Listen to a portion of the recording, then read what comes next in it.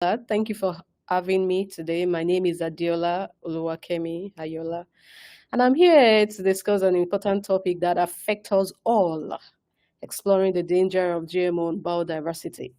Why am I interested in biodiversity? Because I'm a researcher with a keen interest in environmental conservation.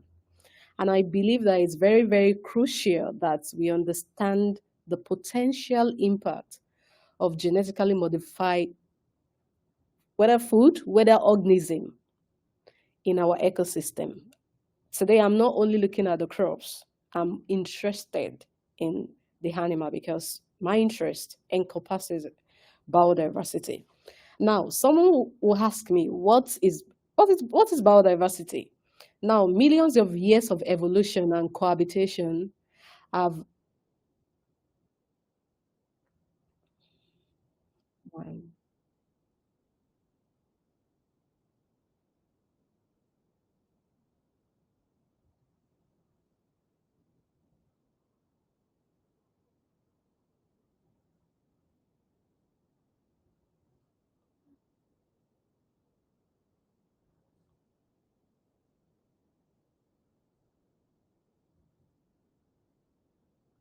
So now, someone might be interested in what biodiversity is all about. Yes, millions of years of evolution and cohabitation of human, of animals have left a lot of abundant life on the planet.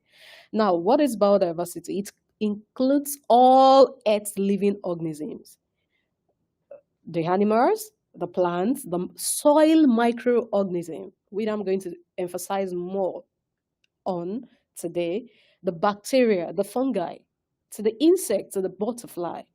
And all of this has genetic variation which within their species, and the ecosystem is the habitat to all of them. So therefore, the ecosystem in itself is very, very complex. Now, I want you to take note of this, that the presence or absence of a single organism, no matter how small or seemingly insignificant, it plays an important role in the balance of nature.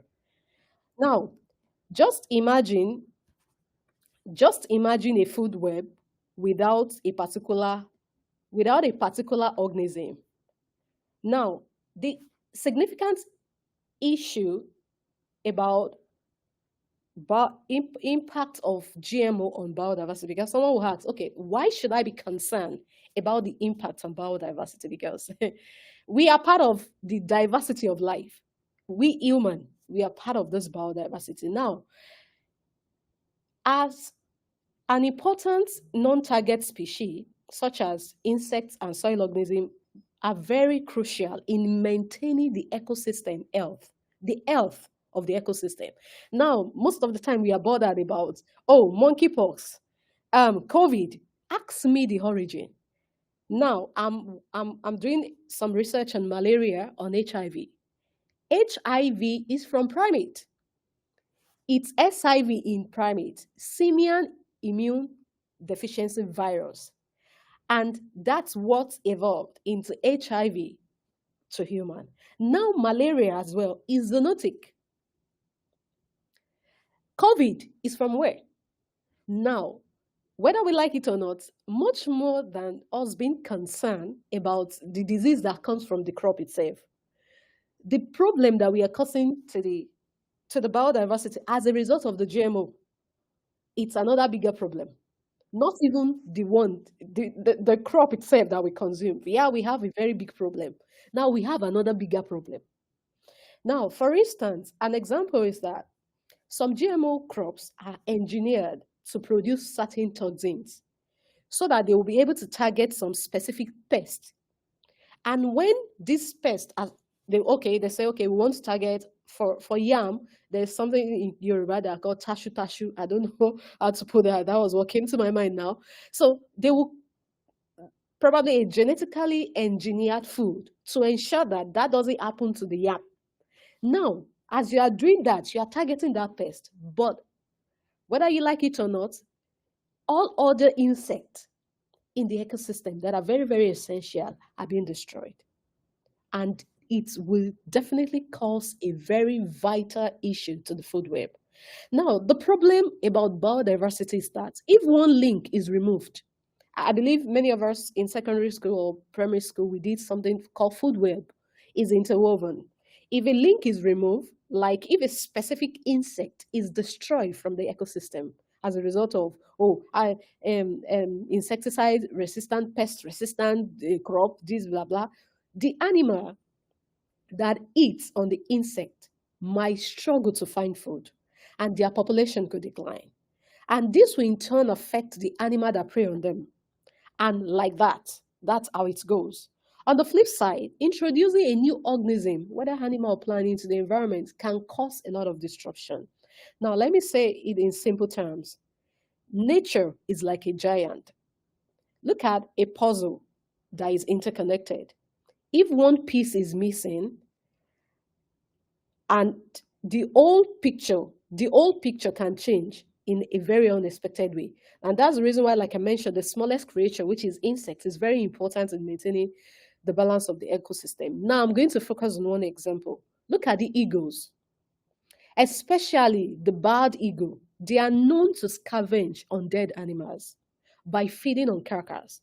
They help to prevent the spread of infectious disease that could arise from the carcass that were left to decay. For instance, disease like anthrax, rabies can thrive in decomposing animal remains. They thrive, whether animal or human remains. But scavengers like eagles play a very crucial role in removing this potential problem from the environment. And these eagles are often they are indicators, bioindicators, because their presence or their absence can signal the head of the ecosystem. Now, why is it important? Eagles are very, very sensitive to environmental toxins that comes from GMO, such as pesticide, heavy metals that comes from production of petrol and all of that. Now, if the population of eagles decline, we're in trouble. Now, if we do not detect the sign of early contamination, they could easily harm other species. Those carcass, toxins coming out from a lot of things coming out from there, and the decline of this species will lead to the contamination, will lead to a lot of contamination of the environment, and it will in turn affect human health. Now, to generally say that this organism that feeds on carcass, they prevent infectious disease, and if this species decline as a result of the introduction of GMO crops to the environment, the breakdown of carcass will slow down, and then it will leach. Carcass will leach into the soil. It will leach into your water. We drink. We are not even eating the GMO food directly now. Let's say you say, "Oh, I want to avoid it. I don't want to. I don't want to advocate. I don't want to. I don't want to speak out. I'm going to buy the expensive food that is not GMO. I mean, genetically modified. What about the water that you drink? What about the soil? What about the air that you breathe?" So then, it is important that we understand all of this, that any disruption to the ecosystem through the introduction of this GMO crop could have serious effects on the ecosystem health, ultimately affecting human health and well-being. Now, let's look at some basic examples of GMO impacts on biodiversity. I believe we have someone here that is, I mean, very versatile in that area that will talk about it, which is Mr. Yinka. I think I forgot the name. Who is a farmer. Mr. Kola, who is a great one. So, one of the example of the impact of GMO on biodiversity, it causes monoculture and loss of crop diversity. And for example, there's something, this BT corn is a genetically modified corn. And they ensure that they make this particular species of corn to be able to resist some pests. And this kind of practice reduces biodiversity, which is very crucial for maintaining resilient agricultural system. Now, the widespread of this corn in areas in the developed world where they have been planting all of this has led to a large area of farmland to be to be with exclusively single crop, and this will definitely reduce the genetic biodiversity of corn being grown in that area. And now the problem is that that particular species that is bt toxin resistant will in turn, because I deal with genetics evolution, they will evolve. Some of the pests that they were resistant to will evolve. That's one thing about, have you thought of it that sometimes when you spray your repellent against mosquito, they still bite you. What happened? Evolution has happened. They look at it that be deceiving yourself. That's insecticide. It's not me that is going to harm. I'm still going to drink your blood and eat your flesh. That's exactly what is going to happen when all of these things has been introduced into the environment. They in turn become resistant, and evolution of new pests. So now you say you are solving a particular problem and you are causing more problem. That's the point. Now, at some point, the pests eventually become resistant to the Bt toxins, and this can lead to reducing biodiversity in agricultural landscape. The second impact, the reason why we should be concerned about the GMO on our environment is alteration in adaptation to various environmental conditions. GMO crops can cross pollinate with wide relatives. Imagine in Africa, we have a very healthy, our land is healthy, we have good weather, we have the best of the food, and now, just because we want to belong or whatever, or to have a very large yield, we are now introducing something. Now, you are contaminating the original relative of that particular species in that particular place, because gene flow happens, unintended gene flow, spread of modified genes. And this gene flow can alter the genetic makeup of that wild species, potentially leading to imbalance ecosystem. Now, an example is what happened in Mexico, the center of origin for maize. Studies have detected a lot of transgenes from GMO maize into their local maize variety, which was unintended. And because of the introduction of GMO, a variety of maize, they have destroyed their own heritage, their own local variety. So, and this would definitely threaten the genetic biodiversity of maize, which has been cultivated for thousands of years. Something that you have had for thousands of years, just because as a result of introduction of a strange a strange stuff, then you have destroyed all of that. And then the next point I'm going to emphasize on is the evolution of herbicide resistant wheat. Oh, let's say some GMO crops are engineered to be resistant to specific herbicides. Why these allow farmers to use herbicide to control weed without harming the crop? For example, there's a particular herbicide that is produced. You wanted to spray so that, oh, the weeds around my crops will be killed, but it will not affect my crop. Okay, it has led to the evolution of habitat resistant weeds called super weeds. You will realize that, this today or this year I tried to use this herbicide. I tried to use herbicide to do this to destroy the weeds. Next year you will try it. You will use 100 gallons and nothing will happen. So now this is the genetic makeup of the plants, the insects and everything around the environment is just being destroyed. And whether we like it or not, human is evolving. All other biodiversity are evolving, even to the tiniest insect and tiniest butterfly.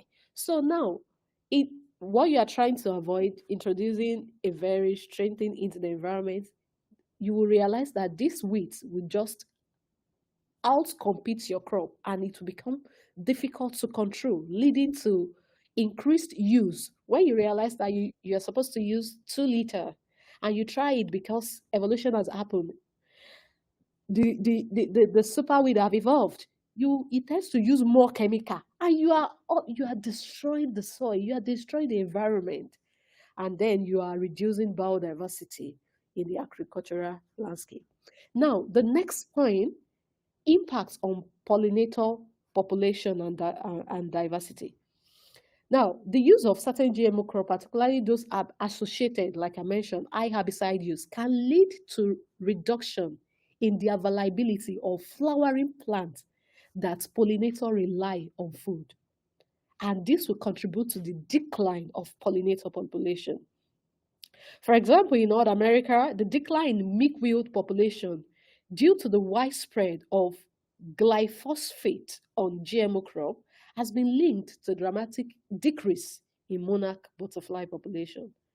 And this milkweed is the primary host for monarch larvae, and it does reduces directly impact the survival of the species.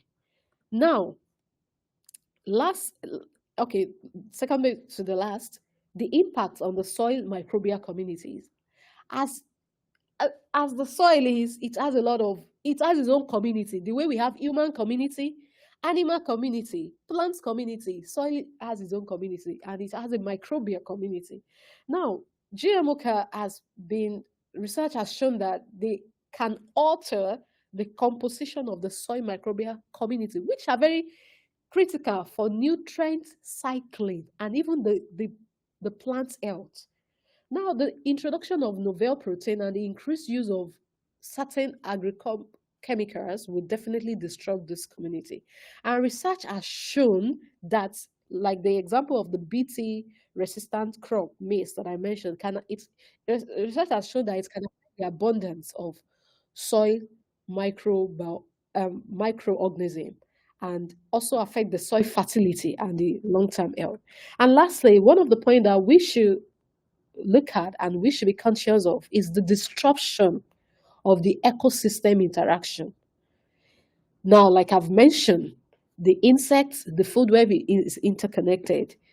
The eagles or the butterfly or their pollinators, they feed on the particular flower. Sometimes they carry it and it's like that. The web keeps growing and all of that.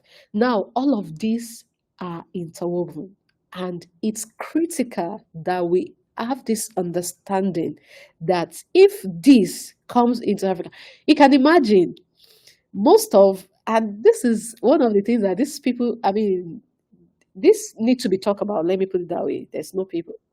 This needs to be talked about. Most of the infectious disease originated from where?